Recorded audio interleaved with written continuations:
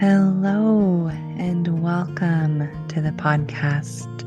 Every moment is sacred, where we interweave meditation and healing into everyday life. I am your host, Rain Elizabeth Stickney. Now, let us begin. Hey, Happy New Year! It is 2024. This is the first healing conversation of the new year. Thank you so much for listening. Thank you for being here. It is a pleasure to host this show and connect with you in this way. My guest today is Michael Gibian, the Mindfulness Mentor. I love my conversation with him. I love the way that we connect and follow each other along on a story of his life. In his bio that he shared with me, he begins by writing these lovely words. Over 30 years ago, I followed my heart into what became an enduring passion for helping people feel good in body, mind, and spirit. Michael has traveled the globe. He has lived abroad and apprenticed himself to masters of many crafts. Some of his favorite teachers have been Sri Ravi Shankar, Thich Nhat Hanh, Satya Goenka, Kornfield, and Ron Kurtz. He is well learned, well practiced. He has a mindful, clear, compassionate, articulate way of speaking. I'm sure you will enjoy this episode. I am delighted by the kindness Michael shares towards himself as well as towards others. And he gives loads of examples of how to live a mindful life in our everyday world. Michael loves to teach and coach and mentor. He lives in California. That's my home state. I love California. It's always fun for me to imagine people I know out there in my homeland. Michael can be found by searching for his name on social media like LinkedIn and Facebook, Michael Gibian. He has a fun Facebook group that I'm a member of, so you can check that out. And he gives some really wonderful meditation examples. We talk about that a little bit in our conversation. You can also go directly to his website, michaelgibian.com, and learn more about him and see what he has to offer. At the end of our conversation, I ask Michael one of my favorite questions that you all probably know so well. What are you grateful for? And he responds, and I respond in kind. So I ask you, all of the listeners out there, you with your earbuds, you driving your car, you washing your dishes, you multitasking or just sitting and enjoying something while you listen, maybe you're looking at nature. I ask you, what are you grateful for? If you would like to join me in a daily gratitude practice, I welcome you to. It would be so fun. I have this amazing email list. Doesn't that sound funny? Aren't we all so tired of email lists? This one is so fun though, because it's jam-packed with inspiration, and the practice is called Redwoods and Snow. You sign up for it, you receive a daily email, and in that email is a quote, a poem, a picture from my daily life, my gratitudes, and an opportunity for you to share your gratitudes with me. And for those who choose to write back and say what they're grateful for, I always respond once more. So there's a whole feedback loop of, yes, we are connected here in this world of gratitude and sharing. asking questions and answering. Some people simply like to receive the emails and they use those emails as inspiration for gratitude in their private life or however those words and poems land for them. Everything about this practice is confidential. So no one knows who else is on the list. It's just me calling out to the world. Let's celebrate ourselves. Let's celebrate our lives. Let's celebrate with gratitude. So to join me in this daily gratitude practice, please go to my website, rainelizabeth.org/redwoods-snow. rainelizabeth.org/redwoods-snow. You can also simply click the link in the show notes. Use the code podcast for 20% off. And now through January 31st, you will pay for the whole year at once. So you will get these gratitude emails every day of 2024. And what I have heard from participants is that this way of practicing gratitude is a gentle accountability.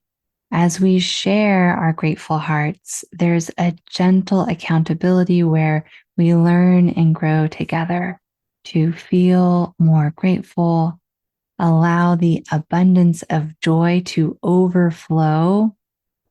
It is so fun. I'm excited to practice gratitude with you. Here is Michael Gibian, the Mindfulness Mentor. Enjoy the show. Hey, Michael. Hi, Rain. How's it going? So well, and I am very happy to be here with you and hear all about mindfulness and anything you have to share with us. Great, thanks. I have seen that you are the Mindfulness Mentor. Yes, that is my moniker, which feels like big shoes to fill. Yes, I mean, it's quite a statement. Yes, yes. Right. I have such a passion for mindfulness, and as a coach, I really feel like that is my role is to mentor people. And I think most people by now have heard of mindfulness and probably understand how good it is for them. And yet, it seems like there's still a lot of work to be done to help people really actually integrate it into their lives, whether that's a formal sitting practice or mindful techniques used in daily life. So Mm-hmm. that's what I spend a lot of my time doing is encouraging, supporting, and helping people with that. Mm-hmm. Mm-hmm. That's so valuable. And is there also a counseling component to what you do? Yes. So sometimes the coaching is less about goal achievement and maybe more about personal blocks that people have or stuck places or unconscious parts or subconscious parts typically that need a little bit more care to allow them to feel Mm-hmm. freer to step forward into those goals. And so that for people that have done coaching and then want to go deeper. Mm-hmm. Mm-hmm. So you find the counseling modality to be a bit deeper than the coaching modality. Yes, I do. I feel Yeah. like it gets more into towards the realm of the psychological material, Mm-hmm.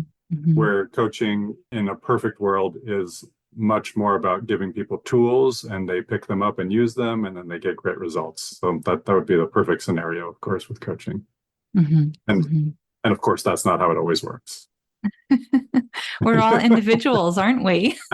Indeed. Yes. So I imagine you've had an individual, unique experience throughout this lifetime so far. And what has brought you to this work? How did you get to this moment? That's a great question. There's a few levels to that answer, but I'll start with in 1989, I was in my early 20s, and I was raised in a family where I was free to choose my beliefs and my spiritual path. And so I felt a calling to find out what that path was. And culturally, I'm Jewish. and I had been bar mitzvahed, but I didn't feel spiritually a connection to that necessarily. So I went Mm-hmm. looking for what might be my path. And for a lot of years, it was very much a smorgasbord of picking and choosing elements that I liked and leaving the elements I didn't like.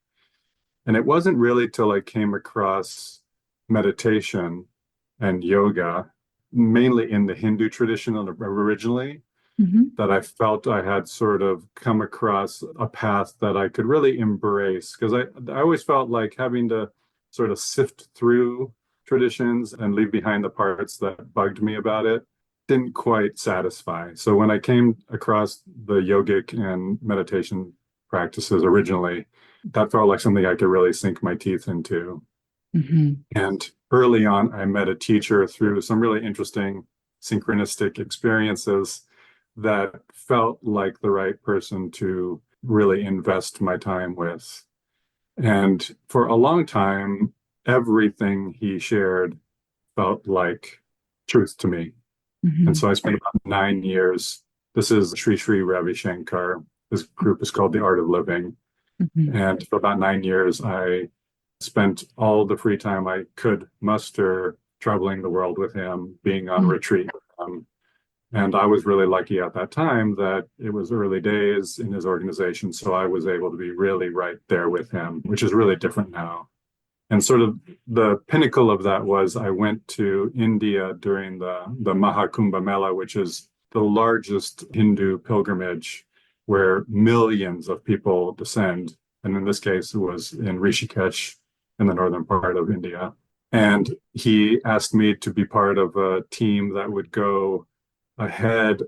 He was going to be on tour, and we would go ahead to all the places where he was going to speak, sort of as his entourage, and make sure that all the arrangements had been made. And then while there, sometimes I would go up on stage before him in front of 5,000, 10,000 people, Wow. and a little bit about my experience with this practice.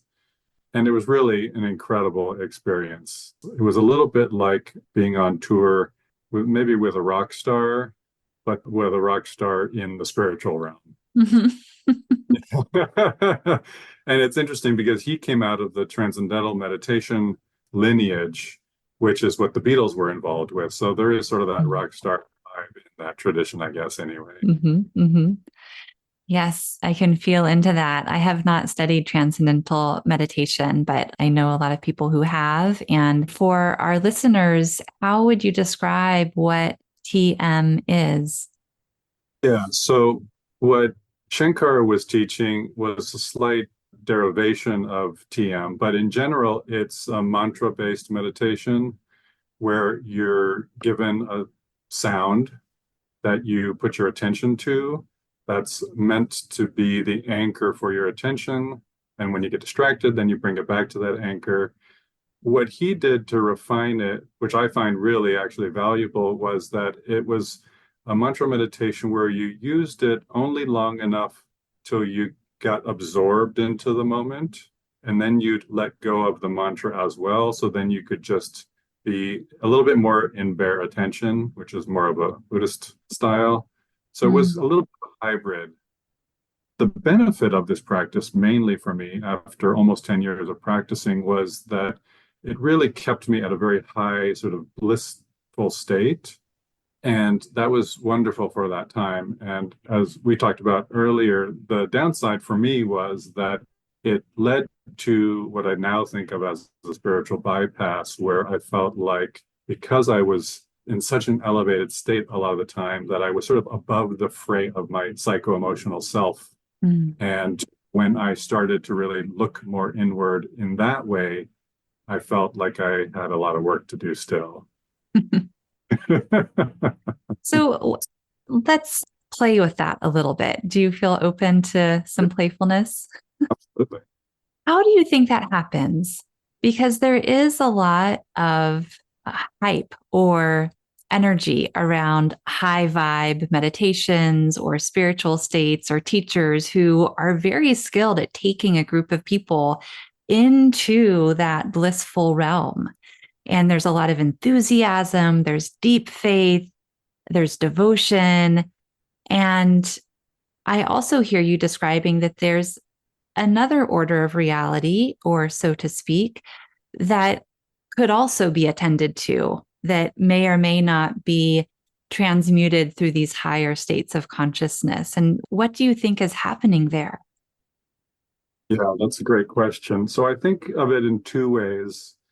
I really feel aligned with Ken Wilber's notion of different lines of development so that there's different elements to self, and that each type of practice is going to develop us. It's like digging separate wells. And so if you dig a bunch of shallow wells, then you only get so far in certain areas. Or you could spend, in this case, I spent almost 10 years digging a very deep well in a particular spot.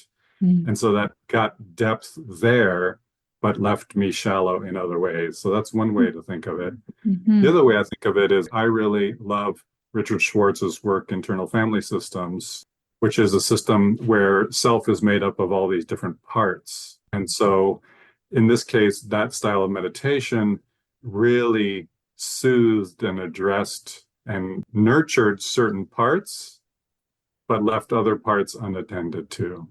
Mm-hmm. Mm-hmm. So well put. I see what you're saying. You're illustrating it beautifully. What gave you the value to look deeper in these other areas where there might not have been such a deep well? Yeah. So when towards the tail end of studying with Shankar, you could say that some of these other parts that weren't attended to started to protest Mm-hmm. and hijack the bliss a bit. And what I noticed was a lot of strong clinging to him. So it Mm-hmm. became what you might call a bit of a personality cult. He wasn't cultivating that, but the students were, and I was Mm-hmm. among them. Mm-hmm. And it seemed like the closer we were to his feet, in a manner of speaking, Mm-hmm. that the more the clinging was strong. And so Mm-hmm. the pivotal moment for me was we were on retreat at Lake Lucerne in Switzerland, Mm-hmm. and he finished giving his talk to like 700 people. And he went upstairs, and myself and about 10 other students knew that if we followed him, we could continue having a private audience with him. And that at that moment, I realized that that clinging and sort of clamoring for his attention and being near him, it was like an unhealthy form of being in love in a way. Mm-hmm. It would allow me to be closer to him and prolong the inevitable.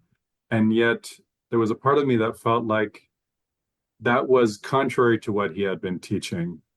And so I had to make a really painful decision, which really felt like a divorce, Mm-hmm. to follow what he had actually been teaching and leave the organization. Wow.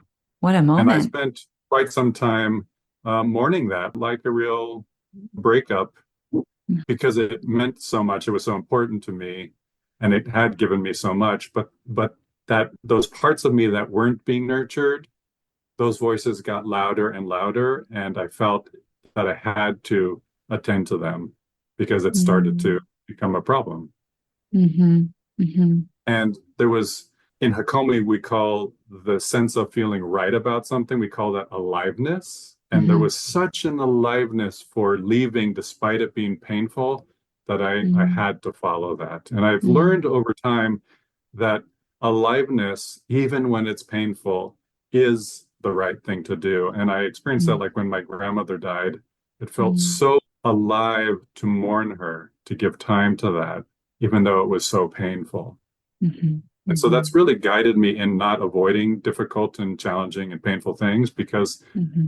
with that pain is the rightness of doing that. Mm-hmm. And so in this case, it felt so right despite it being so hard. Mm-hmm. And it proved to be true. Mm-hmm. Wow. I get that aliveness that can be alive even in a difficult situation. And to follow that aliveness, I believe takes a lot of discernment. Do you know what I mean by that? Yes, it's like there's multiple voices or Mm-hmm. directions or Mm-hmm. pulls. Mm-hmm. And this is kind of my thing. I've spent a lot of time looking at and listening to these parts of myself and taking them seriously and aligning myself with them. So they are distinct voices. And so, but it took a while. This wasn't magic, and I'm not special in this way, but it took a long time to get to that point where the voices that were telling me that I needed to move on to the next thing, where I could take those voices seriously enough. Because it's like an identity crisis. It's like when you give up something that your identity is based on, it's really painful. And so those voices were asking me to give up a huge part of my identity. And so that's why it was like mourning a death or a major relationship, which it was, which it was. I imagine seeing through an illusion and becoming closer to who and what you truly are in that movement, even though Ravi Shankar has been such an important teacher for you. You are you. And does that speak to you that perhaps there was some sort of an illusory identity that needed to fall away? Yeah, that's an interesting way to think of it. I also think of it also, again, in that internal family systems way, where certain parts were at the forefront of how I was making decisions and following him and being with him. And those parts were being nurtured, but that wasn't necessarily self. And so it was actually self that was calling me out and saying, this isn't quite right. And so the mourning came for those parts of me that were getting so much from that relationship because it was painful for them to have to step back and accept that self could come forward. And what I've learned over losing so many things and mourning so many things over the course of my life is that I have to make space for the next thing to come in. There's only so much room. And so intellectually, at least, and then eventually it's more in the body and more in the emotions of it. But I know that by letting go of that part of my identity and not letting those parts run me quite as much, that something would replace it. And in this case, something even greater, something even more balanced and something more actually aligned with self, which is very much what I'm motivated by. Because I feel like when I'm not aligned with self, I'm much more likely to suffer. And that's what was happening, was that despite years of feeling so blissed out and elevated, that the suffering was sort of under the surface because self wasn't quite being tended to. And eventually, through awareness, that percolates more into conscious awareness for me. And then I could feel that. And I'm so motivated not to suffer unnecessarily. Life is painful enough. Yes. We don't need to create it for ourselves. I don't need to add any more to the pile. No. Oh, I agree with you. So before we leave Ravi Shankar, I'm going to ask a very vulnerable question, which I have not asked you before, but this just shows my own naivete. And okay, so is the Ravi Shankar that you're talking about the same as the musician Ravi Shankar? Is this the same person? No, it's not the same person. Okay. Yeah, exactly. No, that's an important question because everybody's heard of the musician. It's a different person. It's a bit like John Smith in India, where Ravi Shankar, believe it or not, is a pretty common name. Sure. Yeah. So if people are curious and want to look that up, look up Sri S-R-I Ravi Shankar. It's a different person. Great. Okay. I might not be the only one confused, but if I am the only one confused, I'm happy to just I don't be think vulnerable. you are. I've been asked that question before. Okay. Okay. So you go through this process of leaving a teacher who means a great deal for you. And what happens? The space that got created once I sort of had healed from mourning that loss was a bit of a pendulum swing, as is common when we move from one relationship to another. And luckily the pendulum swung towards what I think is a more healthy place, which was I then came upon Vipassana, which is sometimes called insight meditation, which Mhm. some people say goes all the way back to Buddha himself. I don't know, I wasn't there, but it certainly goes back to Burma, where some of the great masters, in fact, my teacher, Jack Kornfield, studied in Burma with Mhm. some of those masters, and the people that some of the earliest teachers of Vipassana in the US all trained in Burma, including my teacher Goenka. He was actually born in Burma. So I came across that style, and it felt like, in a way, the antidote to the style of meditation I had been doing before. And I think people might be surprised to learn that there can be such a difference in styles of meditation, and there really can be. So Yes. distinct flavors. And so Vipassana really made itself clear that it could directly attend to my psychology in a way that the other style really never touched, not directly at least. And so, as I said, it felt like the antidote. And so that launched me into a path of studying psychology and studying Hakomi, which is a mindfulness based and somatic approach to psychology, and on from there, because that part of me had not really been nurtured and developed.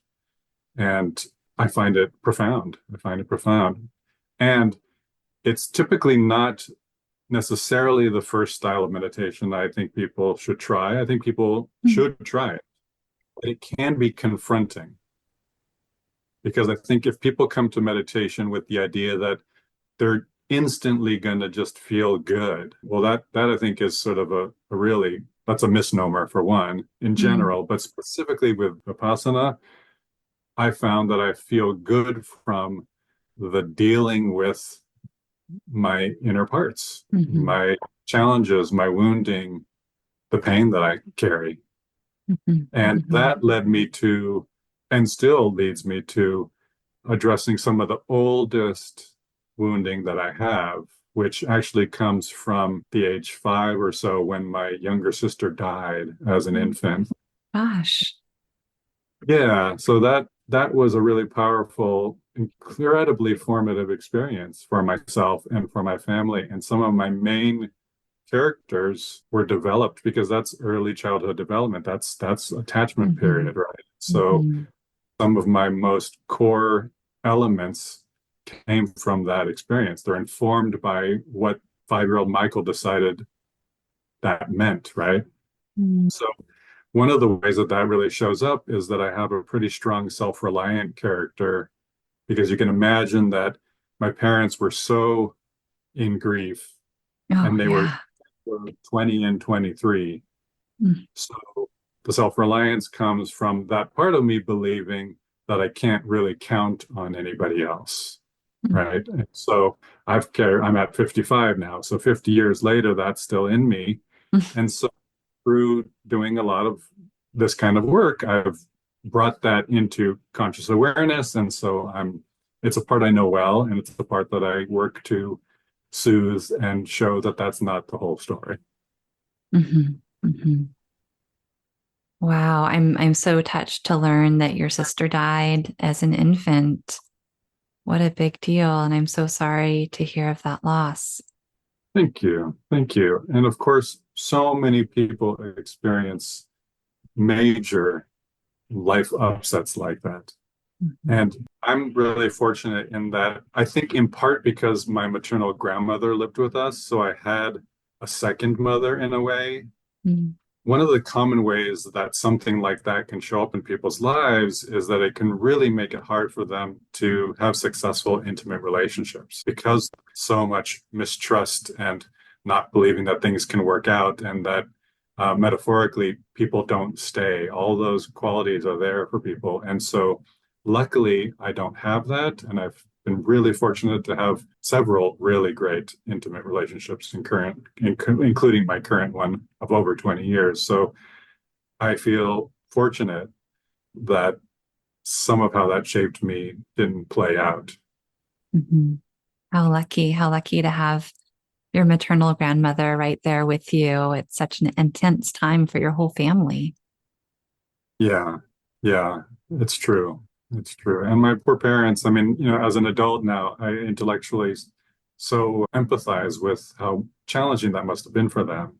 And at the same time, in order for me to have worked with these parts of myself, I have to let go of intellectualizing it and kind of letting the hook through understanding because the child part of me that was wounded by those experiences and by them being so distracted by their own grief is still 5 years old. So that part doesn't care about the intellectualization of it. That part just knows experienced. And so for me to have tended to that part, I have to let go of, I know quite a bit about how this works, and yet I have to be willing to just let that part feel what it feels and in a way reparent that part myself. Mm-hmm. How does Vipassana help with that? Or how did Vipassana help you identify that part or get to know the specific wounding as it was living in your psyche? In general, because Vipassana is a style of meditation where we stay really open to anything in our field of awareness, right? So body sensations, thoughts, emotions, the surroundings. And so over time, by really just sitting, I think of it like you're at the beach and you're looking at the ocean and you're just watching for any little ripple come to the surface, right? And so by spending enough time doing that, I started to notice that even though I'm a pretty well-adjusted person and I've had successful relationships and I tend to be happy, that there was still those parts were there in me that were just the realm of the subconscious. And so Vipassana was a way to look at that place where the subconscious and the unconscious kind of interface, and I could start places bubble up, and that's the beginning of learning how to work with it. Mm-hmm. In Vipassana, is there a body scan element? Yes, there can be. There can be. There are different levels to it, of course, and so the body scan is where you systematically go through the body, starting at the toes maybe, and you work your way all the way up. It's a little different in that what it does, it allows you to sort of really take a great inventory, especially for people that aren't used to including the body and sensations into what they're noticing. But it is giving you a point of focus, right? As you're systematically focusing on the knee and then on the thigh, I'm not quite open to the rest of the field of my awareness. And so it's you're temporarily closed off. But it is a good practice in that you go through the body mind. And I think it opens up what are all the things I could be attending to in that bare attention. So it's a great when you go wine tasting and somebody says, "Oh, I taste cherry." And it's like, "Oh yeah, I actually taste cherry," but it took them saying that. So the body scan in a way points out many of the things that you could be paying attention to in a systematic way, and then it allows you then in when you're doing bare attention to have a sort of a wider palette of things that I could be attending to. So if you were to sit down for a Vipassana meditation, how do you approach your practice? What kinds of steps or mindfulness would you be using in that specific style of meditation? That's great. So the first thing I like to do is try and set myself up for creating a really strong habit. So I like to try and meditate or set aside time at the same time each day. I think that helps. And if I can't do it, then that's fine. But the more things that are the same, the better. So the same time of day, maybe even having, if someone has the luxury of having a dedicated space for it, that's great. We have a small house, so it can be on the sofa some days or on the bed other days. It doesn't seem to matter as long wherever it's quiet, having minimal distractions. And then having a really upright and comfortable body posture is really critical because you want to be sitting in a way that doesn't lead to having more body sensations than necessary because they will be there anyway. But I have to say that even in traditional silent retreats, they do allow people to sit in chairs. They do allow people to look against the wall and sometimes even lie down. And so it's critical that people be willing to find what works for them. Like for me, when I lie down, I fall asleep. So that doesn't work for me. And I've sat on a cushion for a long time, so I'm pretty comfortable with that. But sometimes I sit in a chair or on the sofa with lower back support. So being physically comfortable. And I also like to think of having sort of like a regal quality to where there's a real sense of poise to my posture and my spine nice and tall. And I think that really can help a lot too. And then I turn my attention to my breath. And there are two main ways that we can do this. One way is I can focus on my belly rising and falling. And that's a nice sort of general way to do it. And it's probably a good way to start because it's general enough. But as soon as people start to feel like the muscle of concentration gets stronger, it's like doing bicep curls. Eventually that muscle does get stronger. And so when you choose to focus on something, you actually can. My preference is to focus on the area around my nose. And traditionally taught to focus on the entire triangle of the whole nose and the upper lip. And then in time, make the point of focus even smaller to right at the entrance of the nostrils. And if you can imagine, like if you're a visual person, like if your attention is right there on the rim of your nostril, right where the breath comes and goes, you're right at the front line of noticing the breath coming in and going out. And that's really what I prefer to do, but that might take working up to. And so by doing that, by focusing on the breath and not manipulating, this is something important too, is we're not trying to change the breath. We're not trying to slow it down or relax it or make it long. We're really just trying to pay attention to what is actually unfolding naturally. And so by focusing on the breath and having a nice upright posture, we start to notice that there are physical sensations, there are thoughts, there are emotions, there are all these other things. And I like to tell people that they should expect to be distracted. And the beauty of distractions is that if you use mental noting, then it's actually just part of the meditation. So mental noting is a practice. I think of it, because I'm so visual, I think of it like putting sticky notes each time I have, and I just mentally notice, oh, I'm thinking. So I put a sticky note on thinking. And as soon as I put that sticky note, it brings me back to my breath. Planning, back to my breath. Remembering what time it is, back to my breath, right? And for a lot of days, that's the practice, is mental note and back to the point of focus. Mental note, back to where. So that's the practice. And sometimes you might notice, whoa, a few minutes went by and I didn't have to mental note. The other thing I would say, sort of to kind of wrap that up, is to be completely non-judgmental about the practice and don't assess the practice. The goal is to just do the practice with as much regularity as possible. It doesn't matter if I feel like I actually succeeded or not. The succeeding is in doing it. Because they're going to feel like, oh, that, like I felt like I was really there. And other days I felt completely distracted. And we don't want to get caught up in deciding, do I feel like meditating today? That's not how it works. It's irrelevant. It doesn't matter if I feel like it or not. I want to be doing it because I either believe that it's helpful or I've done it long enough where I've seen that it's helpful. I hear a great sense of discipline. Yes, because again, I'm motivated by not suffering. And so for me, the hook is that I've done it long enough to where I've seen the benefit. And so that I want to keep sustaining that benefit. And so that's the motivation. So I think people need to have an important why. It's critical. The why for doing it is important because we might not always feel like it. Days get busy, life is full, there's distractions. But if I can connect to why I do it, then it keeps me as regular as possible. Michael, what is the benefit of meditating in this way? Wow.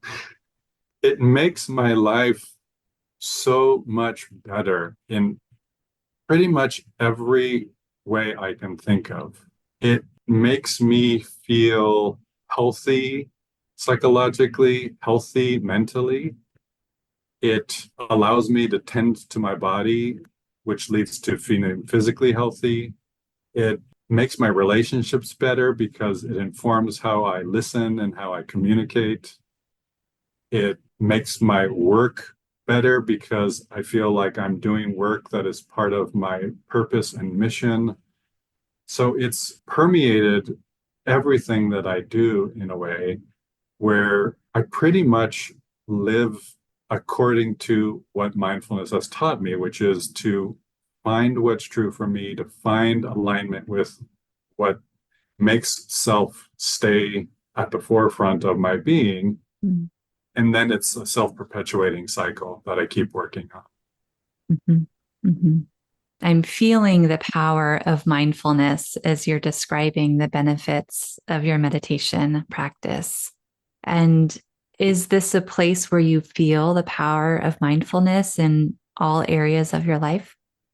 It is. It is. In fact, even when things aren't going well, like recently, I've been having some tension with a family member and noticing myself being triggered. And so it's really critical to let people know that I'm definitely not enlightened and still triggered. And I've been noticing that happening. And so that, but because I apply mindfulness to, oh, I'm noticing that I'm getting triggered and I'm noticing it's such an old and familiar way that because I'm noticing that, then it allows me to actually do something about it. And again, because I'm so motivated to have mindfulness inform and clear up all the elements in my life that it can, that I've actually just gone back to working with a therapist so I can kind of clean up some of those things that are still there. Because as I said before, that having a self-reliant part of my character, it's easy for me to say, "Oh, I know what to do about this. I know how to work with myself in this regard." But that can play into the self-reliance, right? And so, just to keep myself honest, I rehired another therapist, Mhm. and I'm back into doing another piece of work because I don't like to be triggered. It makes me not myself, and I know that when I can clean that up, that I can have more of what I want. And so this is the kind of thing where I often will ask myself, what can I do right now that will lead to what I'm actually wanting and needing? Mhm. And when I ask myself that at any given juncture in my life, often it's be more present, be more direct, be more self-loving, speak from the part of me that has a need and a want that isn't being tended to. So it's a great way to take a self inventory because Mhm. I think it's easy to just get lost in the busyness of life, and we're kind of on autopilot when that happens. And that sometimes it just takes that to get through the day. But when I can take a moment to slow things down and not just try and survive the day, but try and thrive a little bit more in my day, the things that I'm asking myself. And that happens in conflict with other people sometimes where there's a misunderstanding, we're not quite hearing each other. And so I'll ask myself that. And it's almost always, the answer is almost always, I want connection. I want the connection to be deeper. And so that softens the part of me that wants to be right or prove a point or get them to take my opinion. And it allows me to just cut to the part, well, what would actually create the depth of connection I'm after right now? Mhm. And so it kind of it takes me off the hook in a way from being caught up in the sort of autopilot part of myself, Mhm. and then I actually take charge of that moment. And the amazing thing is that pretty much anybody that I cut to something that will lead to deeper connection with, they respond in kind because it turns out they want the same thing. And I think we want that more than being right or being persuasive. What we all want at the heart of it is, of course, to be heard, but it's that connection, right? So it creates a whole new cycle. And then more and more my relationships are built on that because I have less inclination to have relationships that can't be deeper. Mm-hmm. Mm-hmm. And when you notice that you are on autopilot, even just for a moment, how do you take charge? How do you shift gears and do something different? So one of the techniques I use, and it sounds kind of funny, but my teacher, John Eisman, says, take a moment to just pause and ask yourself, is this behavior, is this way of thinking, this way of being, is it more like a pleasant massage or is it more like a hammer to the head? So by forcing yourself to this choice point, like, is this working for me or is this not working for me? It leads you down a path, right? And so in most cases, I much prefer, not in most, in all cases, I much prefer something that feels more like a massage. So nurture that and I follow that and I don't have to negate or deny the part that feels like a hammer.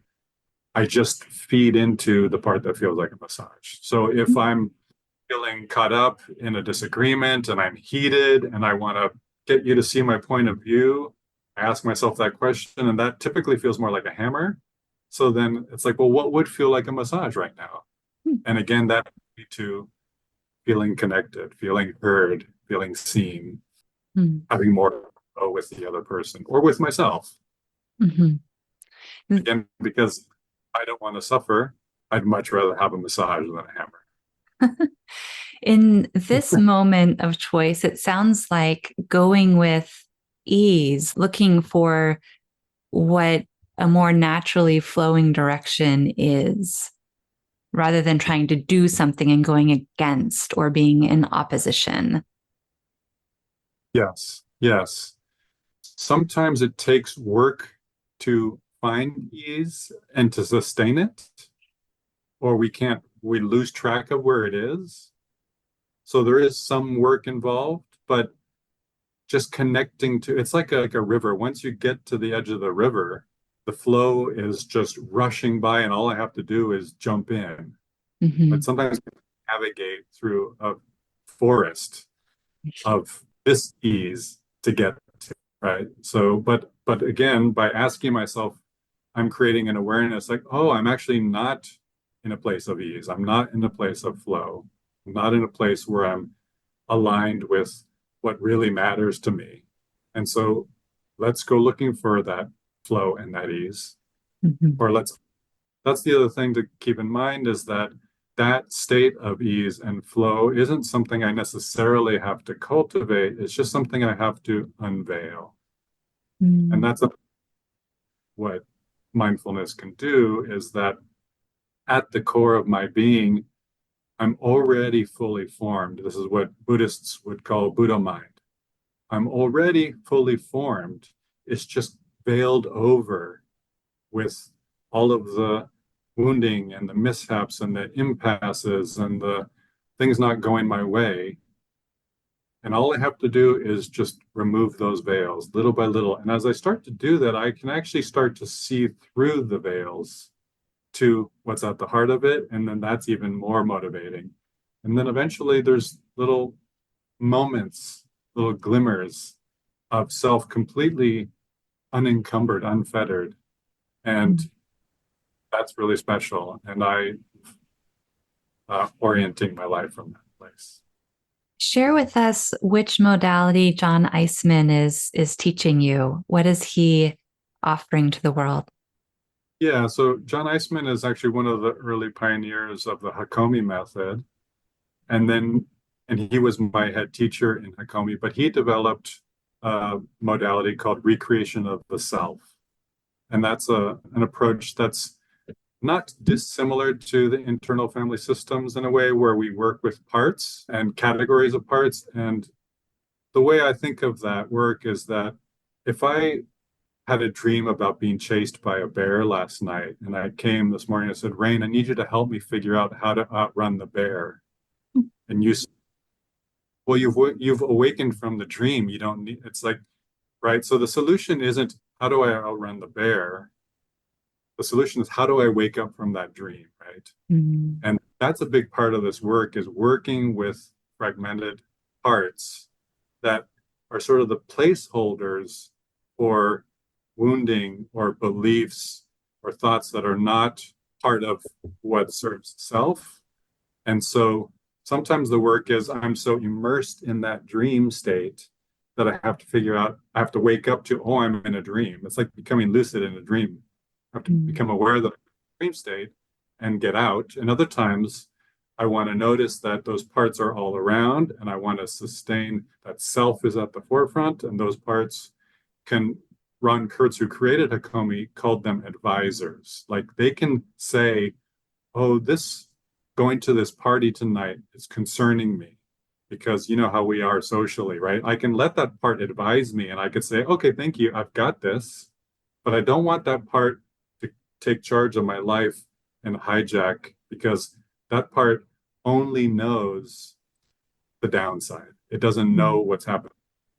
It only knows what happened in the past and it's trying to protect me. So that's how we work in recreation of the self. It's really powerful.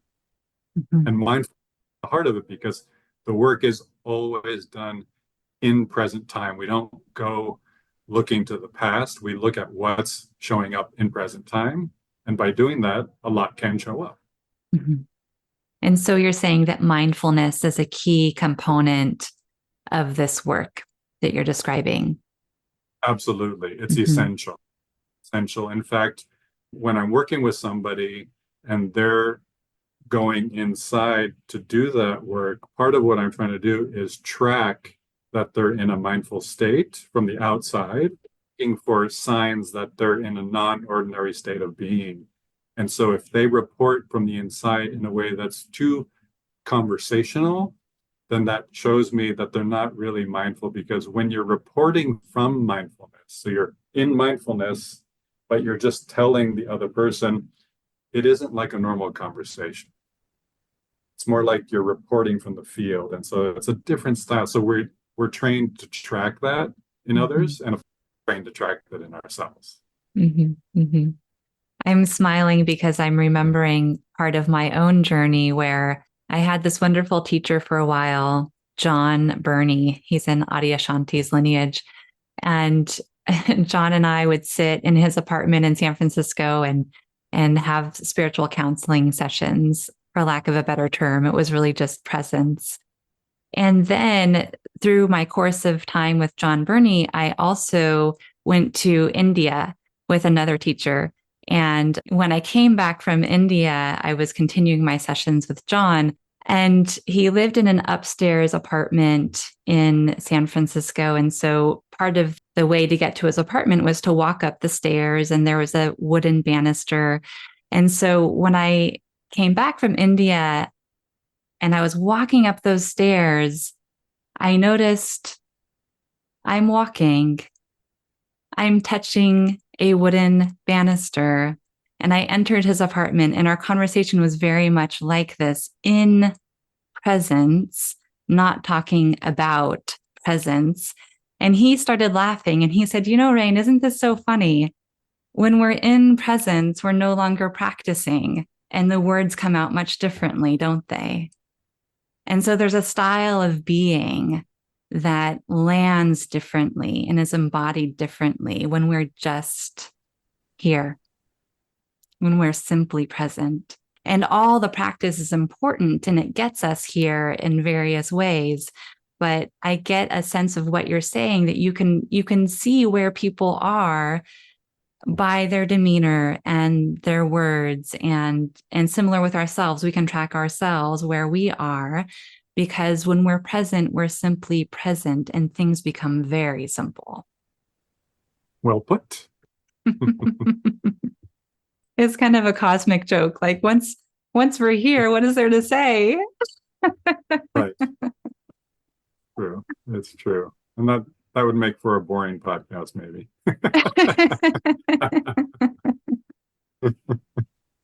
I was going to say, it makes me think of a modern mantra that I like to use, which is imagine that this next moment is as if I invited it, right? If I think of whatever arises as I invited it, there's a way to relate to it that has more acceptance and more ease to it than, oh, I was hoping for chocolate ice cream, or I was hoping for sunny weather. And so there's so many little ways that we can sort of hack our way towards that presence.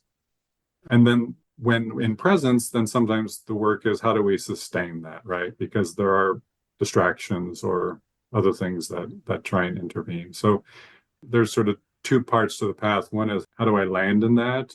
And then the other part is how do I sustain that? Mm-hmm. Mm-hmm. Mm-hmm. And perhaps even another version of what you're speaking of is how do I live in that abiding truth? How do I step away from being the sustainer at all and allow it to sustain me? And I get to enjoy in a very relaxed way, just enjoying presence, enjoying self, enjoying being. What more would you like to share, Michael? Whether it's something that we've touched on that you'd like to go deeper into, or something that we haven't spoken about. I know you have many passions, including relationships, and I want to give you free reign of anything that feels true to your heart in this moment. In general, just want to invite people to care for themselves enough to take their needs and wants seriously enough to do the work that it takes to allow the tools that can support them in. And I know how full life is. I know how easy it is to grind, and that's popular in our culture now, is grinding, grinding, grinding, working hard and making things happen. And it's counterintuitive, but the more I let go, the more I actually can make things happen. And they're the things that happen are actually the things that are meant to support me and be an expression of my highest self. And so it's almost counter our culture because we're taught to believe that I have to make things happen and I have to go after my dreams. There is an element of that's true, but the other side of that coin is the more I can allow things to unfold, the more I can let go of trying to manage the moment, manage others. The only thing I can really do in any given moment is show up as fully as I can for myself and then maybe for others. But it has to start with showing up for myself. That's the only thing I can control is what I do, how I think, how I feel. That's all I can really do ultimately. So it makes it really simple. It doesn't make it easy. Mm-hmm. Because, as we've said, most people have heard of mindfulness and they still don't do it. Mm-hmm. And that's fine. I don't have judgment on that. But I want to encourage people to do that. And that's actually part of what I've loved about my relationship with Thich Nhat Hanh, in that where he really shined is in introducing mindfulness into daily life, into washing the dishes mindfully, into walking mindfully. And that's really inspired me because I do love to meditate. And yet I spend so much more of my day doing other things that if I can infuse those with mindfulness as much as possible, then I'm practicing all the time. And if I'm practicing mindfulness in my relationships, then I'm practicing all the time. And so it becomes a really powerful way to live. It becomes my lifestyle. It's the primary orientation of how I show up for myself and others, personally and professionally. Mm-hmm. There are so many wonderful seeds I hear you planting right now with everything you just shared. And I even feel this beautiful integration of the bypass you described earlier with Shankar coming into so sometimes when there is a spiritual bypass, there is later an integration of whatever was bypassed. And as I'm hearing you talk about Thich Nhat Hanh and the everyday mindfulness, and also about, in my words, the self love, being fully here, one self, and then perhaps for others, but here with and for self first, I'm getting a feeling of an integration of what might have been bypassed in your earlier journey. Does that ring true at all for you? Absolutely, really. And I would say not just integrated, but transformed, Mm-hmm. Mm-hmm. really transformed. And I think that that's critical. I think it's easy to stop at insight. So, like the insight that spiritual bypass was happening, like that in itself is powerful. But to take that insight and make it transformative, or in your word, to integrate that, takes a few more steps, but the payoff is huge. I feel healed from that bypass Mm-hmm. Yeah, it's life changing, isn't it? completely, completely. Mm-hmm. Mm-hmm. Wow. What a joy to speak with you and spend this time together. Thank you so much for your Right. presence and everything that you're sharing. And really, I could go on for days in this conversation. So I we'll know slowly wind up, but I appreciate I you agree. so It's been much. a real pleasure. Thank you. Thank you. I appreciate you too. Thank you. Where can everyone find you and what do you enjoy offering to this world? We started with coaching and counseling, but fill in the gaps a little bit and how can people connect with you and what will they find? Yeah, so I would encourage people to take a look at my website. It's michaelgibian.com.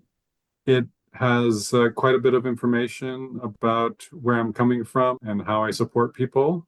I'm on Facebook as well under my name, and I have a group there that's actually really interesting for people to check out. It's a group uh, built around mindful coaching. And so they can check that out at Mindfulness Coaching and Counseling, or they can look me up and see that as well. I'm on LinkedIn. Yeah, one of those ways they'll find me. Yeah.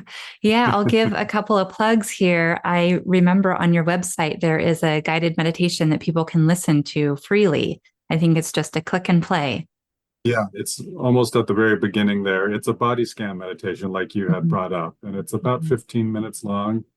And all they have to do is lie down comfortably and follow along. Mhm. Mhm. So easy. And then I am also remembering in your Facebook group, which I am a member of, thank you for including me. There's this wonderful clip about the sunglasses technique. Oh my gosh, that's so brilliant. So we can wear our glasses of grumpiness and take that grumpiness off or whatever attitude we have. It's a brilliant clip of how we can practice just daily. Thank you. I work with that a lot because I believe that sort of the other side of that is that in most of our relationships, if we were willing to wear rose-colored glasses a little bit more, then that leads to seeing the good in each other, which I think we need to be willing to cultivate. And so it's another angle on that same technique is wearing rose-colored glasses as opposed to grumpy glasses. But either way, Mhm. the whole point of that technique is that we can be at choice around taking them off and putting them on. And what I love is that with awareness, I realize I don't even want to put those glasses back on, the grumpy Mhm. ones Mhm. or the down ones, or right, Mhm. because it's like, oh yeah, that's actually uncomfortable or not serving me. One of my favorite lenses to put on is the lens of gratitude. So let's close with what we're grateful for. What are you grateful for, Michael? I'm grateful for my primary relationship. My partner and wife, Jen, has been one of my greatest teachers, and she's not a guru from India or a meditation master from Burma, but she has taught me so much about truth and presence and emotional strength. I'm so inspired by how she shows up for herself and for us, and I hope I'm meeting her there. Mm, so beautiful. And I am grateful for you. I'm grateful for this conversation and being led by you and following your journey and being able to play around with different thoughts and ideas with you. I'm grateful for the technology that allows us this moment that we get to share with the world. And I'm grateful for all the listeners, everyone who tunes in and will be lit up by your words and your presence. Michael, thank you so much for being here. Thank you, Rain. I've really enjoyed it so much.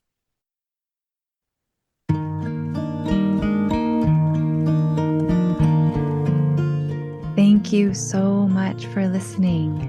It has been a great joy to have your presence here in this podcast. I welcome you to celebrate the joy and wisdom in your life exactly as it is. And I welcome you to feel loved, fully loved, exactly as you are. www.rainelizabeth.org